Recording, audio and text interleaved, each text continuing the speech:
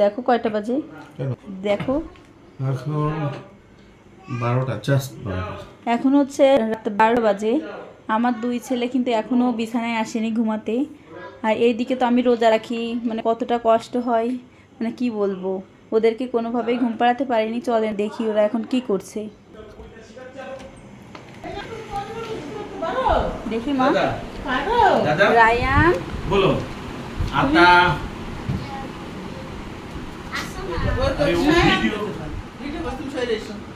Ryan এখন 12টা বাজে, তুমি কি ঘুমা না? ও কবিতা শিখ। বলো আতা। রায়ান হচ্ছে দাদার কাছে এখন কবিতা শিখছে। গাছে তুতা পাখি যাবো তো।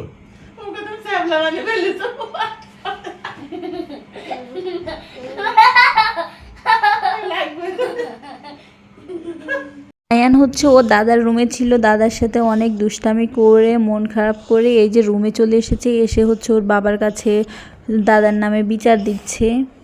এইদিকে রায়ান হচ্ছে ওর দাদার কাছ থেকে চলে আসছে, এসে এবার বাবার সাথে দুষ্টামি শুরু করে দিচ্ছে, ভাইয়ের সাথে। মানে সারা দিন রাত ওদের দুষ্টামি করাই হচ্ছে ওদের দুই ভাইয়ের কাজ। রায়ান কোথায় লুকিয়েছে আবার? এই রায়ান কই? এই তুমি খাটের নিচে কি করতেছিলে বাবা? রায়ান অনেক চালাক হয়েছে, অনেক দুষ্ট হয়েছে। দেখি তোমার চোখের কি অবস্থা।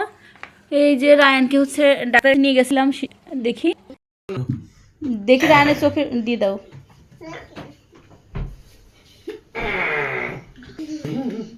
কান্না করবে না? না না, ভালো ছেলে রায়ান, গুড বয়। বাবা চোখে দিয়ে দাও, বলো পাপা দাও দাও, হাসতে দিয়ে দাও 1 ফুট। আল্লাহ দিলে কালকেই সুস্থ হয়ে যাবে রায়ান ইনশাল্লাহ। দেখি দেখি গেছে গেছে গেছে 1 ফুট, বেশি দিও না। কি দিছো? মলম দিছো ঘুমানোর সময়? হ্যাঁ হ্যাঁ, ঘুমানোর সময়।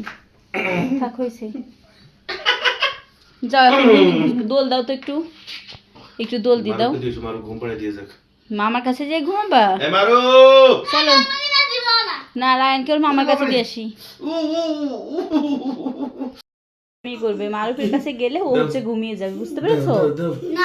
দাও দাও খেয়ে ফেলবো। আল্লাহ, আমার তো ভাত ভাত চুলায়, আমার তো একদমই খেয়াল নাই, শেষ ভাত নষ্ট হয়ে গেছে মনে হয়।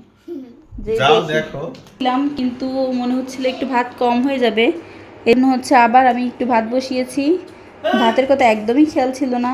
এইদিকে দেখি ভাত আমার হয়ে গেছে, নামিয়ে ফেলবো এখন। হুম, সেহরি খাবা?